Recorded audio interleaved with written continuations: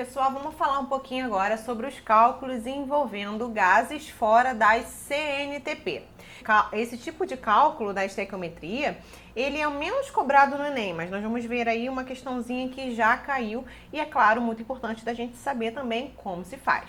Vamos lá, só relembrando que a gente já viu aí no início, que as condições normais de temperatura e pressão é aquela em que a minha situação ali, o meu ambiente está a 0 graus Celsius ou 273 Kelvin e a pressão de uma atmosfera, 1 atm ou 760 milímetros de mercúrio. Então, quando eu falo em CNTP, eu falo nessas condições aí. Mas nem todos os gases, nem todas as reações vão acontecer nessas condições. E quando isso acontece, pessoal, o que a gente vai ter? Algo diferente daquele volume que a gente viu lá no início. O que a gente viu? Que um gás, quando ele está nas condições normais de temperatura e pressão, qualquer gás, 1 mol dele vai ocupar 22,4 litros. Mas se esse cara agora não está mais sobre as condições normais de temperatura e pressão, isso não vai mais ser válido. Eu vou ter que calcular, usando algumas equações que nós vamos mostrar, para encontrar que volume, então, aquele gás vai ocupar, já que ele não está nas CNTP. Bom, e aí, para esses casos, eu vou usar dois tipos de equações. Ou a equação geral dos gases, que é a conhecida PVT por Votó, ou P1V1T1 igual a P2V2T2. O que é isso? A pressão, volume e temperatura em uma condição e a pressão, volume e temperatura em uma outra condição, em um outro momento. Ou você também pode usar a equação geral dos gases perfeitos. Isso vai depender do tipo de questão. Em algumas você pode colocar, você vai aplicar só uma, em algumas você vai aplicar outra, ou você pode aplicar ambas e vai ainda obter o resultado corretinho. Essa equação geral dos gases perfeitos é a PV igual a nRT, pessoal. E aí o que a gente tem? Nós temos a pressão, o volume, o N, o número de mols, R é a constante aí geral dos gases perfeitos e T é a temperatura. Nesse caso, olha aqui, a constante é igual a 0,082 atm litro por Kelvin mol. Então, é dessa forma que a gente vai conseguir, então, aplicar as minhas condições na minha questão e resolver encontrar, então, geralmente, o que ele quer é o volume do gás ocupado, quando ele está fora dessa condição aí normal de temperatura e pressão. Vamos dar, então, um exemplo aqui para a gente ver como aplica isso. Seguinte, a questão diz, reagiu-se 13 gramas de zinco com ácido clorídrico. Qual o volume do gás obtido a 27 graus e 2 atm? Então, daqui a gente já observa que ele está fora das CNTP. Não está aí a 0 graus e nem a 1 atm. Bom, ele te deu a massa molar do zinco, então como que a gente faz? Vamos lá, escrever essa reação. Ele diz que reagiu zinco com ácido clorídrico e quer saber o volume de gás obtido. O que eu gero aqui? Eu gero o meu cloreto de zinco mais o meu gás hidrogênio, esse carinha aqui que ele quer descobrir. Vamos balancear essa equação. Seguinte, temos zinco de um lado, zinco do outro, cloro nós temos 2 aqui, aqui só 1. Vamos colocar mais um clorinho aqui. E pronto, já está balanceado. O hidrogênio tem 2, aqui 2 também. Tranquilo. Agora ele quer saber o que? A partir de 13 gramas desse carinha aqui, ó, qual é o volume do meu gás? Quando eu estou nessas condições, 27 graus Celsius e 2 atm. Vamos lá, como que a gente faz isso? Relacionando os carinhas, 1 mol de zinco está para 1 mol de H2. Tranquilo, qual é a massa molar do zinco aí, ó? 65 gramas. E a do H2, qual é o volume ocupado se estivesse nas CNTP, pessoal? 22,4 litros, correto? Mas ele está na CNTP? Não, não está. Então, como que a gente calcula? Vamos lá, com a massa que está usando de zinco? 13. É essa aqui que a gente vai calcular e descobrir, então, esse volume aqui. Vamos descobrir o V1. Fazendo esses cálculos aqui, nós vamos encontrar o valor de 4,48 litros de H2. Não é essa a nossa resposta correta. A gente vai agora aplicar naquela equaçãozinha lá, ó. P1, V1, T1 igual a P2, V2, T2. O que a gente vai colocar nesse lado? Esse lado a gente vai colocar exatamente as condições normais de temperatura e pressão. Qual a pressão que a gente tem que ter, que volume que a gente teria e qual a temperatura. Nesse caso aqui a gente vai colocar tudo que está na nova condição. A pressão de 2 atm, a temperatura de 27 graus e vamos encontrar o V2, que é o que ele quer saber na questão. Vamos lá, pessoal. Seguinte, pressão tem que estar em atm. 1 atm vezes V1. Qual é o V1? Encontramos aqui, ó, 4,48 litros. E a temperatura 1 é de 0 graus ou 273 Kelvin. Precisamos usar a temperatura em Kelvin, sempre. Apesar de nós falarmos que pode ser 0 ou 273 Kelvin, na hora da nossa conta a gente precisa colocar a temperatura em Kelvin, ok? O 0 é só para a gente ter uma noção e já conseguir visualizar ali, opa, tá nas condições normais de temperatura e pressão. Mas temos que passar para Kelvin. Pressão 2, qual que é? 2 atm, é tudo novo que ele quer aqui, ó. V2 é o que eu quero descobrir. E a temperatura 2, quanto que é?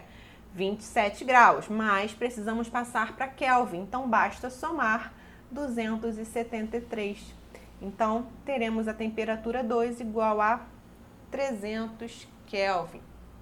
Fazendo, então, esses cálculos aqui, vocês podem fazer com calma, e o que a gente vai encontrar? Que o V2 é igual a 2,46 litros. Essa é a nossa resposta. Esse é o volume do H2 obtido quando colocamos 13 gramas de zinco para reagir nessas condições, 27 graus e 2 atm. A gente pode usar a equação 2 também? Sim, só que vamos precisar dos dados da primeira equação. Vamos lá. PV igual a nRT. Qual é a pressão que eu quero trabalhar? 2 atm. Volume que eu quero descobrir. Qual é o número de mols? Nós já temos o número de mols aí? Ainda não. Temos a constante? Sim, vai ser sempre igual a 0,082. E a temperatura de 300. Precisamos descobrir o número de mols. Vamos lá? Como que a gente faz isso? Seguinte, descobrindo o número de mols aqui, ó. 65 gramas de zinco vão me dar quanto de H2? 1 mol, certo? 1 mol de H2. E quando eu tenho 13 gramas de zinco, que é o caso, quantos mols de H2 eu vou ter?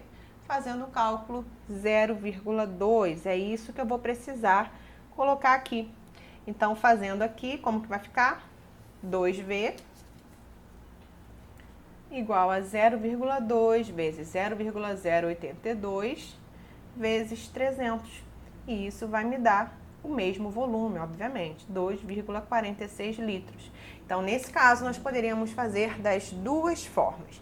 Bom, agora vamos fazer uma questão do Enem que já cobrou isso aí, já cobrou gás fora das CNTP.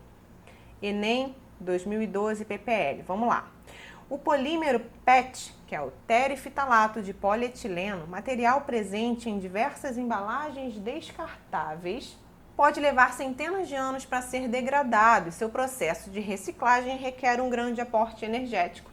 Até agora, nada de importante. Nesse contexto, uma técnica que visa baratear o processo foi implementada recentemente. Trata-se do aquecimento de uma mistura de plásticos em um reator a 700 graus e 34 atm. Percebam aqui, totalmente fora das condições normais de temperatura e pressão. Promove a quebra das ligações químicas entre átomos de hidrogênio e carbono na cadeia do polímero, produzindo gás hidrogênio e compostos de carbono que podem ser transformados em microesferas para serem usadas em tintas, lubrificantes, pneus, dentre outros produtos. Ok. Considerando o processo de reciclagem do PET para tratar 1.000 gramas desse polímero com rendimento de 100%, o volume de gás hidrogênio liberado nas condições apresentadas encontra-se no intervalo entre, aí ele te dá a molécula do tereftalato de polietileno, que é um polímero, é o PET, te dá a constante dos gases, que ele nem precisava te dar, porque é algo que a gente já deve saber, a massa molar, e te dá as alternativas. O que a gente precisa saber? Vamos lá. O que ele quer na verdade? Ele fala, vamos reler aqui. Trata-se do aquecimento de misturas de plásticos em um reator a 700 graus e 34 atm. Vai quebrar as ligações entre os átomos de hidrogênio e carbono, produzindo gás hidrogênio. Então, a partir desse cara aqui, ó, eu vou gerar hidrogênio, certo? É isso que ele quer falar, é isso que ele quer nos dar. E aí, olha só, eu tenho PET aqui, e isso vai me dar hidrogênio. E aí, pessoal, é o seguinte, a gente viu que a partir do PET a gente vai ter a liberação aí dos átomos de hidrogênio, só que ele não fala quanto, a gente precisa saber a partir do PET quantos mols de hidrogênio, a gente precisa ter essa proporção molar. Por isso que ele te deu a estrutura, olha só. Esse cara aqui, se nós fizermos o cálculo, a fórmula dele é a seguinte, desse pedacinho, desse monômero aqui do meu polímero, C10H8O4. Ou seja, a gente precisava identificar, a partir do PET, quantos mols de hidrogênio podem ser liberados. E isso a gente não precisava, claro, contar todos os carbonos nem todos os oxigênios, apenas os hidrogênios. Então, aqui não temos hidrogênio, aqui temos 1, 2, 3, 4, aqui não temos nenhum, aqui temos 5, 6, 7, 8. Tendo 8, nós temos quantos mols do H2 então, pessoal? 4 mol do H2, correto? E aí o PET, ele me deu a massa molar, que é igual a 192 gramas. Só que ele quer saber, para tratar 1.000 gramas do polímero, com esse rendimento de 100%, que inclusive ele nem precisaria falar sobre o rendimento. Se ele não falar sobre rendimento, se não falar sobre pureza, a gente não precisa calcular, a gente sempre vai considerar 100%. Ele quer 1.000 gramas do polímero. Quantos mols que isso vai me dar? Fazendo um cálculo, nós vamos encontrar 20,8 mol. E agora você fala assim, caramba, qual é a equação que eu posso usar? PVT por Votó ou PV igual a nRT?